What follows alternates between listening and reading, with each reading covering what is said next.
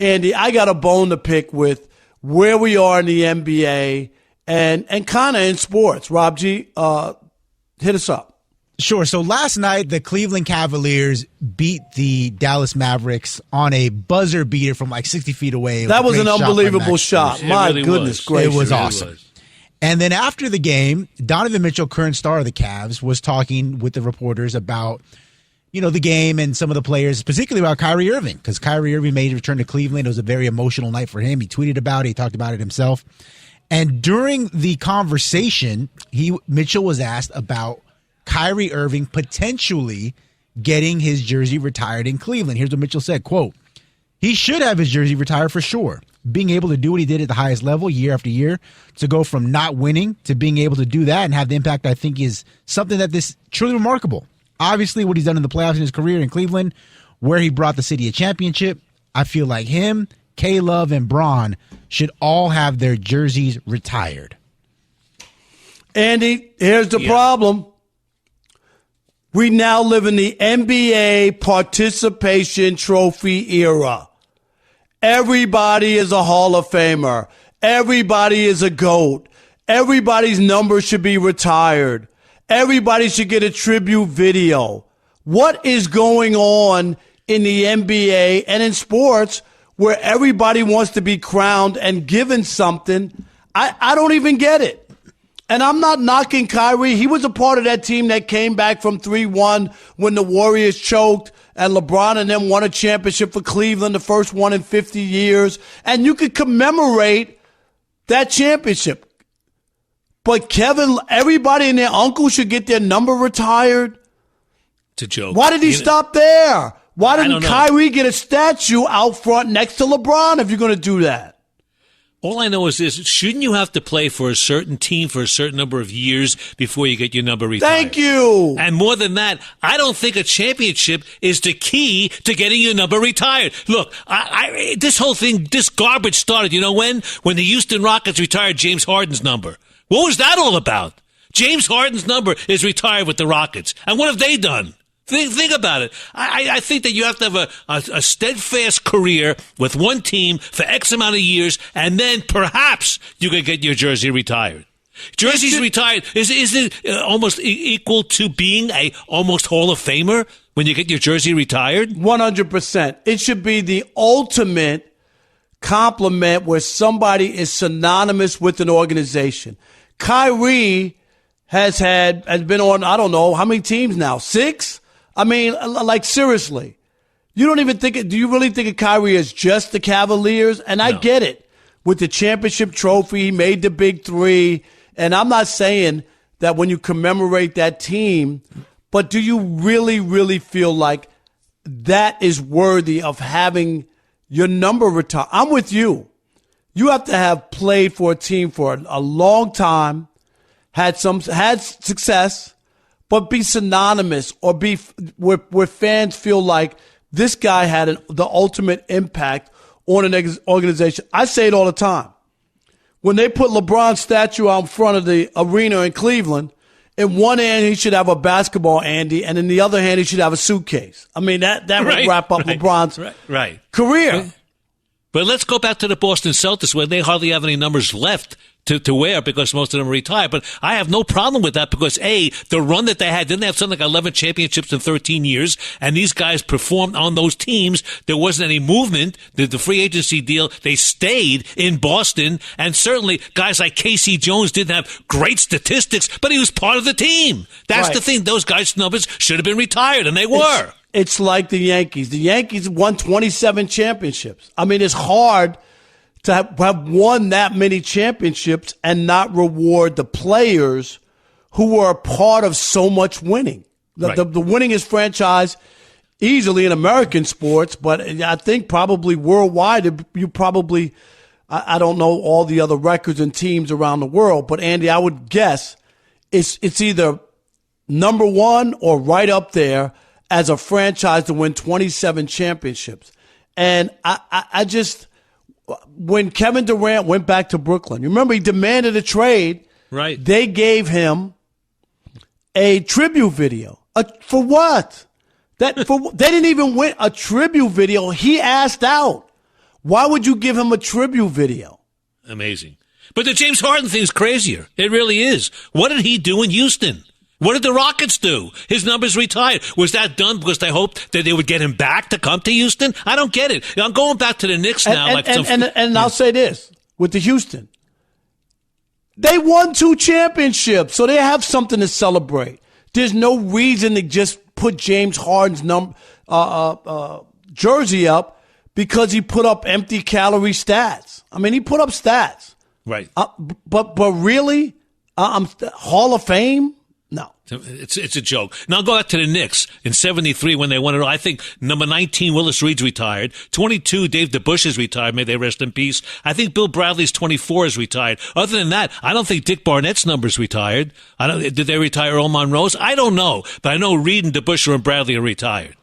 Right. You can't retire everybody's number. Right. And then the other thing, too, is you can't just start putting up jerseys because you want to sell tickets or, you're a franchise. Like, here's the other one. The Orlando Magic. Shaq, I think, played there, 4 years? Didn't win anything. They went to a finals, and they retired his number. Why in the world would the Orlando Magic retire Shaquille O'Neal's number? Because Shaquille O'Neal is a big name. He'll talk about it nationally on TV. But that does right. Build your own history. Why don't you wait until somebody wearing your uniform plays a long time, delivers a championship or something? Those are the people whose numbers should be retired. When you look at the Dallas Mavericks, right, and Dirk, he finally got them over the hump. They won a championship, right? He played there for 19 seasons? That's a guy's number you retire. Right. Do you retire everybody who was on that team? No. I don't understand where Donovan Mitchell got this brainstorm to retire Kyrie's number. However, they're all friends. They're all buddies. Yeah, but you know what? This is what they do, Andy. This is what they do. But it's more than that. I think before any player in any league puts on a uniform, I'm talking about football, basketball, baseball, they need to have kind of a history course, go to the Hall of Fame of their sport, see what it's all about. Because to throw out stories like retire this guy's number, you have to see numbers that are retired and how they got retired. Let him go to Springfield, Mass. and see the numbers that are retired in professional basketball. That's what he needed to do. Yeah, I mean, but this is a part of society we talk about all the time. I can remember playing Little League Baseball, Andy, and we played in the World Series, you know what I mean, the championship. Right. The team that won the championship, they got trophies. We didn't get trophies, runner-up. And you shouldn't have. No, but now they feel like every kid has to get a trophy. It's not fair for them to play the whole season. And then you have trophy night. It was supposed to be something that you could go out and aspire to. Next year at trophy night, I want a trophy, right? Isn't that part of it? Rob, I'm going to tell you something. It's kind of filtering down to college sports. What do I mean by that? The chances that are given on college sports, you have 3 chances to go to the tournament, okay? You got the preseason, which is like preview games, exhibition. You got the conference season, and if you fail in that, you could go in the conference 0-16 and win the conference tournament and go to the NCAA tournament, okay? And it's a joke, but they do it for money. And I don't understand why they say they're doing it for money, because I watch those conference tournament games, and there's no one in the stands. No one's there. No, they it's a television money. You know that. Yeah, they don't care about tickets. It's a television money. But it's like, give me another chance to do it. You know, Crazy. That's what it's all about. 877-99 on Fox, 877-996-6369. Should Kyrie Irving's jersey be retired in Cleveland? And do you feel like we're living in the participation trophy era of the NBA where they're just giving out accolades and trophies and tribute videos to everybody and anybody? Here we go. Mike in Orlando, you're on The Odd Couple. How you doing, Michael? Hey, I'm good. How are you? Good. Doing great. They just retired Shaquille O'Neal's jersey, and a lot of Magic fans did not want that at all. the reason that I guess they did it is because now there's 3 banners in the rafters in that stadium. Right, I understand them wanting to have some special nights, but he just wasn't there long enough and didn't accomplish anything. When people think of Shaquille O'Neal, and I know he played in Cleveland and Boston and Miami, but you think of him as a Laker. That's where he's jersey and statue, whatever you want to do, should be in L.A. Am I right, Andy? Is that the place? I would tell you this much. It's more important to have longevity with a team than for winning a championship to have your number retired. That's my take on it. And there's many players in baseball who's never won. They've never won a World Series or a championship, but they have their numbers retired. Ernie Banks of the Chicago Cubs. There's a guy, right? He was a fan favorite. He was there a long time, and he had 500 home runs. There you go. Yeah, and you don't have to win a title. That's the whole thing right now. But, right now Ted it's like, Williams didn't win a title with the Red Sox. You're exactly right. And look, you don't have to win it to get a number retired. I mean, and just by winning doesn't mean that your number should be retired either. And what did Jerry West win? One, number 44 with the Lakers. He won one, right? But longevity and the records that he had. It's a funny thing, and I never thought it would come to this in Major League Sports, that numbers retired left and right. It's almost meaningless now. It's a joke. It really is. 877-996-6369. Tony in D.C., you're on The Odd Couple. Fellas, what's good? Always a pleasure. What's up, Tony? What's up, my man? How you? I'm good, brother. I'm good. Look, Kyrie gave 6 seasons there, was part of a great comeback in the NBA Finals, made the biggest shot in Cleveland basketball history. So if we're going by the Shaq thing, yeah, Kyrie should be retired. So, I mean, he's more accomplished in Cleveland than Shaq is in Orlando. But we're not saying Shaq should get it. Right. We're saying against that. It's not. It's just that when you think of Kyrie's career, and it doesn't mean that you can't talk about the shot or the team. So Kevin Love too, right? Kevin Love should be retired. That's what Donovan Mitchell said, that they all should have their numbers retired. I just don't think if those guys ran off 3 championships in a row, Andy, then you're talking about something different. You made a statement in the league. You put yourself in elite air, rarefied air. Why are you stopping there? Maybe there's some other players on the team who were big, retire their numbers too. I just think it's overkill. You want to make it special. It cheapens it. Yes. That's what basically does. And if you're going to take somebody, and it's going to be LeBron, right? It's going to be LeBron. It's amazing. I never knew that it would come to this. I really didn't. And Andre in Massachusetts, you're on The Odd Couple. Hello, Andre. How you doing? Thanks for taking the call. First of all, in terms of Kyrie having his jersey retired by the Cavaliers, that's a no way, no how situation. The man got 2 head coaches fired before LeBron got there. Got Mike Brown run out of town. Then they brought in Byron Scott, ran him out of town. Then they bring LeBron back to bring Mike Brown back to get them in order, and then Ty Lue takes them over the top to get a championship. So Kyrie Irving, to begin with in Cleveland, and then for the totality of his career, has been a chemistry killer. So he's going to be one of these guys. Maybe he turns it around. Yes, he did hit that big shot. But Cleveland retiring his jersey, just based on that one shot, never mind his entire track record there, never mind the fact that he rage quit, forcing himself out to come to see us in Boston for 2 years before he rage quit here to go to New Jersey. So no for Cleveland. NBA, maybe Adam Silver, all these initiatives. You need to sit down with Rob Manfred in Major League Baseball because, again, one thing Major League Baseball gets right is their doggone Hall of Fame. They mean business about their history. They mean business about their tradition. NBA, the Hall of Fame is a marketing tool. It's a joke. It doesn't have any seriousness when you stack. It doesn't have any cachet. It doesn't have any cachet at all. The fact that Digger Phelps isn't in the Hall of Fame is a joke. What he's done in Notre Dame and what he did at Fordham. Digger Phelps is not in the Hall of Fame. He's not even in the freaking Fordham Hall of Fame. How's that? Did they win a championship? Oh, Fordham? I'm asking. No. All right. No. But you don't have to. No, I get it. I'm just asking because I'm just trying to figure it out. You're playing with me now. It's all good. All right. I know. All right. Appreciate you. All right, coming up next, we're going to talk with Howard Johnson, better known as Hojo. He joins us here on The Odd Couple. Howard, how are you? Rob, I'm doing good, man. How you doing? I'm doing great. Say hi to Andy and Howard Johnson. Played on two very famous baseball teams, the 1984 Tigers, right? Yep. Howard, you won the World Series then. That was the wire-to-wire, right? 35-5 start. That was a great team. And then the 86 Mets that came from a 3-1 deficit, a famous Game 6 ball through Bill Buckner's legs, and then win it in Game 7. Howard, when you think about your baseball career, let's just start here first. I mean, those are two great teams to have played on.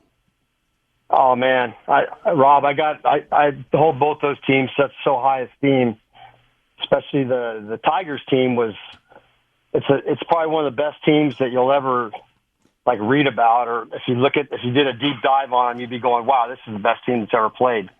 And with the start that we had that year, just put everything, it served it up for us. We had a great team, great pitching, just the right team at the right time, and we had a fantastic season. And then kind of breezed through the postseason and won the World Series in easy fashion. But the Mets team, that's the one that, man, I tell you what, that playoff series we had with Houston, and then the World Series with Boston. I mean, you couldn't script two great series more than that. I mean, those are movie series right there. They're unbelievable. If you were a fan back in those days, or you watching baseball, you automatically just fell in love with it. No doubt. And I was a reporter in New York for the Daily News during that time. And Hojo, I was there. Yeah, I was there for Bill Buckner's game. I was there covering that. I was 22 years old, my first year covering Major League Baseball in 1986. So I'm very familiar with all that. It was tremendous. But let's say this before, Andy, you jump in here. Hojo is receiving the Thurman Munson Award in New York City on March 14th at the 44th annual benefit of the AHRC NYC Foundation. And the Munson Awards are presented to individuals for on-field excellence and the betterment of sports and community. And that must be some honor for you, Hojo, to get that. Man, I'm thrilled. I mean, I'm so happy to be going in with Tino and Gregory O'Connell, the two of them. Those are icons in New York, and just to be recognized for something that I enjoy doing. I enjoy working with kids, teaching kids, clinics and things, and just trying to help players of any age, man, boy or girl, doesn't matter. Just helping them out and trying to get them, to get better and improve and enjoy the game of baseball. And I just love what I do. Hojo, Andy Furman here. I want to say, first off, congratulations on the award, number one. Number two, Rob and I were talking about retiring numbers and Hall of Fame. Well, you know that, yes, you are in the New York Mets Hall of Fame, but I got a bigger question for you. A lot of noise right now, a lot of noise on the uniforms in Major League Baseball. My take on it is this. I think it was a PR stunt to get baseball attention. That's what I thought. What do you think about the uniforms, really? Oh, my gosh. I don't know, man. When you get the Players Association complaining, then it's a problem. So I haven't seen them up close, but I have seen uniforms that you can see through a little bit. Wow. And they're not good. I mean, nobody wants to. You don't want. Some of the manufacturers get really smart though. They have like their undergarments, right? And they'll have the Nike swoosh down by the knee, and that'll show through those pants. So it's kind of an advertising thing as well. But I don't know if it's going to be. I don't know if they're good or not. My gut tells me that there's something there, but we'll find out soon enough, I guess. Our guest is Howard Johnson, won 2 World Series, one with the Tigers, one with the Mets. Hojo, let's talk about baseball now. A couple things I want to kick around with you. First is the Shohei Ohtani and what's going on. I'm on my way to spring training in Arizona. There are crowds overflowing. You played in Major League Baseball. You made a great living. But when you saw him sign for $700 million for a baseball player, oh my God, fully guaranteed, what was your first thought and reaction? And just tell me what you think of Shohei as a player. Well, I'll take the easy one first of all. I mean, as a player, there's not many guys better than him. the guy that can pitch and hit and do damage at the plate. It's a two-way guy, so he's getting paid like two players. And that was the big question is, what's his market after, getting hurt the year before? And I think at his age, he's still pretty young. I didn't think that was going to be a big impact because teams they're going to pay it regardless. It's not like, it used to be where if you got hurt, you were damaged goods and that sort of thing. You're going to recover from TJ. You're going to recover from that stuff pretty fast. Modern medicine. So, but the number $700 million. What was your reaction when you heard the news?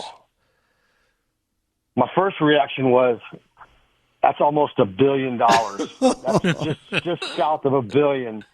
And my first thought was, is someone going to make $1 billion? Who's the first guy that's going to make $1 billion? Wow. I don't know. It's hard to put your finger on it. When Patrick Mahomes signed for $500 million, I was like, dang, that's a lot of money for football. And then all of a sudden, now we got $700 million in baseball. So I don't know. I mean, it just tells me that there's money. They're swimming in money. It's ridiculous. Well, let me say this, and I want to jump in one more time, Andy, here on the baseball. They made changes last year, and Howard, it improved the game. I was against it at first, like the pitch clock. I thought they were catering the game for people who didn't like baseball. It shaved 30 minutes off. We got the bigger bases. We got way more stolen bases, and they got rid of the shift. So we got more people on the base pass. Guys weren't getting robbed of hits. And baseball sold 70 million tickets last year.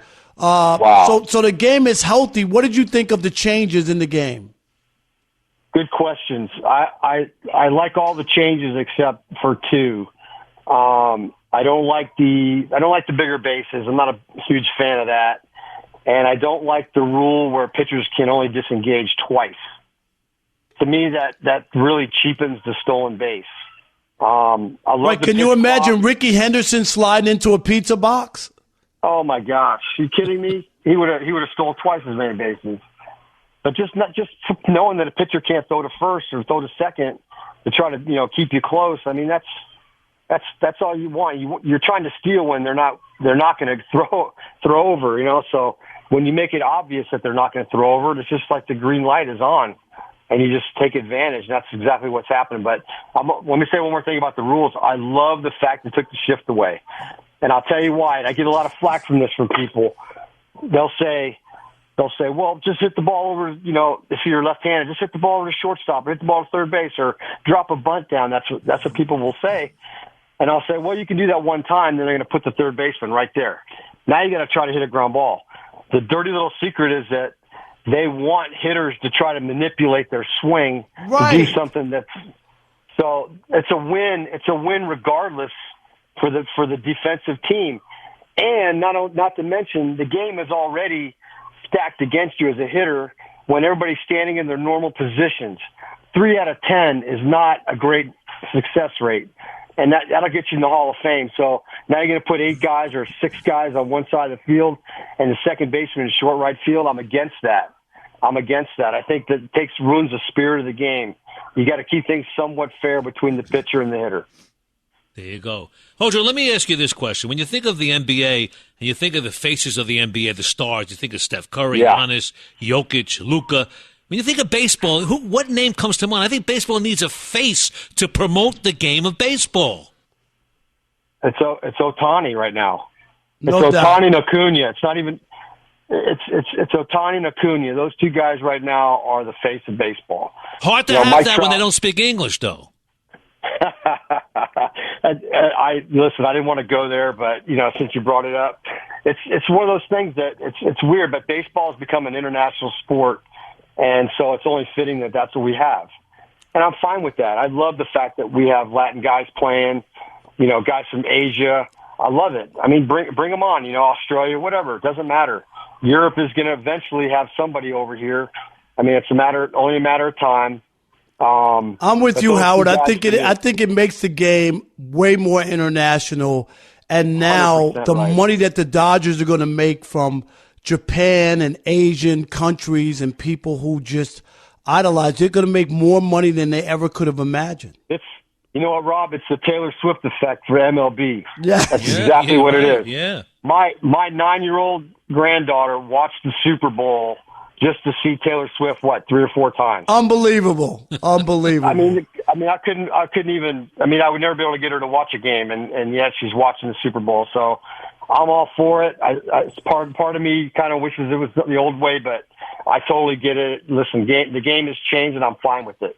There you go. His name is Howard Johnson. Again, congratulations, the Thurman Munson Award, March 14th in New York City. Thanks, Hojo. We appreciate it, man. Stay well. Be well. Hey, man, I'm Andy. Hey, Rob, I'm a fan of you guys. Appreciate that. Thank you. I am. I'm a fan. I love watching you on the other shows that you do, and especially with Chris and everybody. So, thank you, it's all good, Andy. brother. Hopefully, we'll get to meet one of these days. Yep, Hojo, I appreciate it. I'll see you, man. Thank you. All right, buddy. See All you, right. Andy. See ya. See ya, OJ. Yep.